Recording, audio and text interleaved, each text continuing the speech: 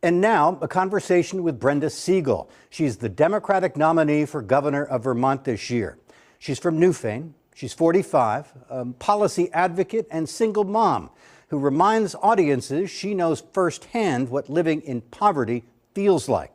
She's lost 2 previous bids for statewide office in Democratic primaries, but this year was unopposed. Brenda Siegel, welcome to NBC5 In Depth. Thanks for having me. Well, it's great to have you here, and congratulations, the Democratic nominee for governor. Thank you. How does that sound? Sounds great. I'm looking forward to it. You had a pretty easy night, unopposed, for the nomination. But I noticed something on your line that 36% of Democratic primary voters did not vote for you. They left the ballot blank. What does that tell you?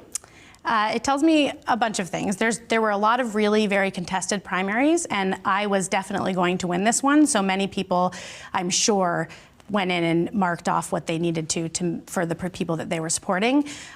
Also, there were editorial decisions made during the primary to not cover our race. And so our race is really just starting now. And I am not the incumbent. And so there is work for us to do to move forward.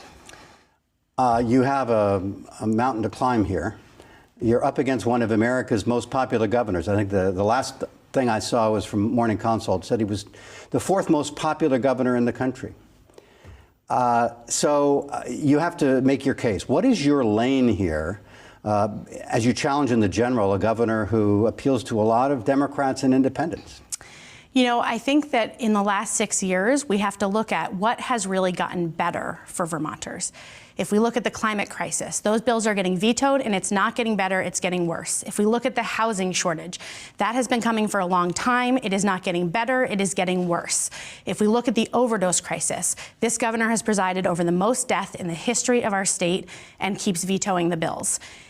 If we're looking at the things that Vermonters need most right now, if we're looking at the ways that people survive and thrive in our state, that is how we're going to move forward, because Vermonters want us to do what it takes to make the best place for the future of their children and our state. And in order to do that, we need change. He, in his Republican primary, he had, a couple of opponents. He only got 69% of the vote, suggesting that, a third of Republicans don't want him either. Right. And I think also— So is that an opportunity for you, or? Well, I also think it's really important to note that in that same primary for both the Republican and Democrat, he got 20,000 votes and I got 57,000 votes. So if we look at what it's going to take for us to win, we need to make sure that Democrats understand that though we had all experienced COVID, there were many crises that were already existing, like the climate crisis and the overdose crisis and the housing crisis, and we need leadership on those issues. Let me ask you about a couple of those things. One, the legislature has committed a ton of money toward housing construction, particularly housing that a working person can afford. And the governor's been supportive of that. Is there more to do? So the bill that passed, S226, that was a bill that we asked for while we were sleeping on the State House steps. And it, unfortunately, some of the best parts of it, the measures that would have protected people who were low and moderate income, some of those had to be stripped in order to get the signature of the governor. So in order to move forward, we have to come up with a comprehensive plan, not just throw money at the issue, that addresses and assesses the need as is established, which means making sure that we meet emergency, transitional, and permanent housing. Because in this state, whether you are experiencing homelessness or you are middle income, there is nowhere to go. There is nowhere to move to. And in order for us to move forward on any of the issues around the workforce shortage, around climate, anything, we have to address the housing crisis.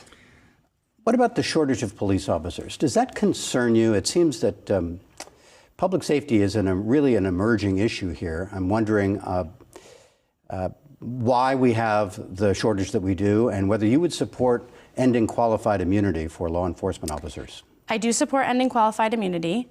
I think that what we need to do in terms of policing, though, what's important for Vermonters to understand is we need to make sure that we are fully funding our mental health workers and service providers. We need to make sure that we're fully funding our substance use disorder providers, and we need to make sure that we're funding our police to do what police do.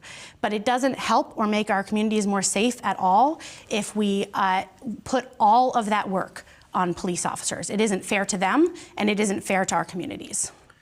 Should we pay them more? I mean, what is it going to take? First of all, if you eliminate qualified immunity, you may make the police staff shortage worse. You may drive them out of state. I think that there are ways for us to make sure that we protect our policing in what is needed.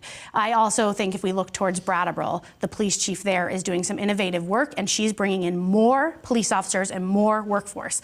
And so we're looking at people that are using policing of this time, and they are moving forward in ways that work with our community and really follow community policing. And those folks are able to bring in more staffing. And yes, all workers should be paid fair wages that allow them to thrive in this state. And right now, most of our workers are not quite there yet. The state just closed its fiscal year with a very tidy surplus, and the first month of the new fiscal year, those numbers are in, and it shows the dollars keep flowing into Montpelier.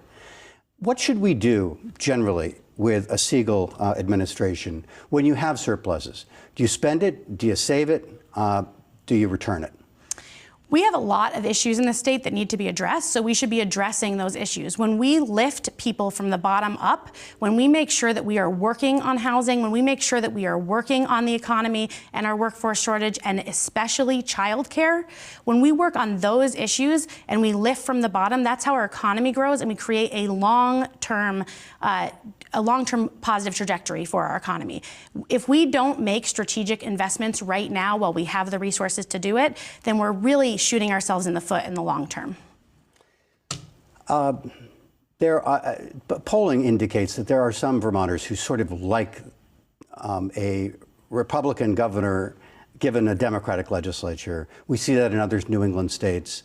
We saw in Massachusetts most notably. It's kind of a surprise, perhaps, that in Massachusetts you have a Republican governor. Same is true here. The argument is that the governor provides sort of a backstop for the legislature. So I'm wondering if you were to succeed in the general, Montpelier would be entirely Democratic. What would change? And is that a risk for people in the middle who are not quite sure they want to have one-party rule again?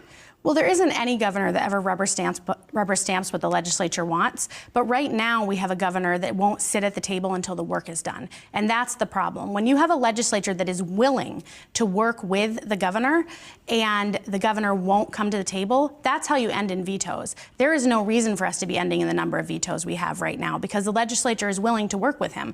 And so the biggest thing that would change is that I am deeply committed to working alongside our legislators. There are already conversations happening about what we could do and making sure that we work through places where there are differences so that we can move the issues that matter most to Vermonters forward. It is not good for Vermont when we are putting sticks in the spokes of progress. What kind of a campaign do you envision ahead? You need to raise some money. Do you expect that the party will support you? And, how many debates do you want to see?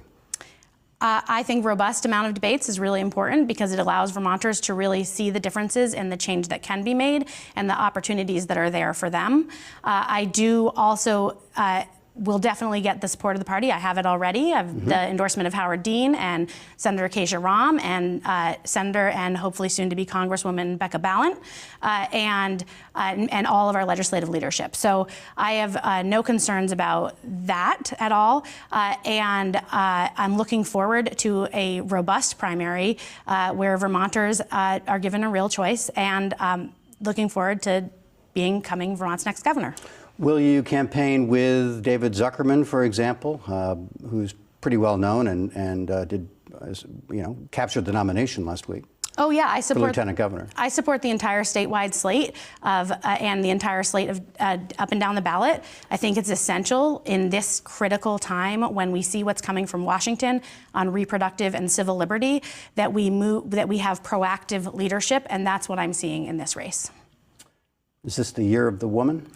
This is absolutely the year of the woman. I can't tell you for myself, as a woman who grew up in Vermont, who saw one woman governor, it's very rare to see women in powerful leadership roles, to see us nominate 4 women and 3 LGBTQ people, and of that, there are 2 single moms that are nominated for statewide office. That is just huge, and we have more people nominated, more people of color nominated up and down the ballot. Democrats in Vermont created diversity at a level that we have never on the ballot, and that is just so important for our state, so important for our children to see us move forward in that way. Meanwhile, Republicans nominated white men. Brenda Siegel, Democratic nominee for governor. Thanks for being with us. Thanks so much.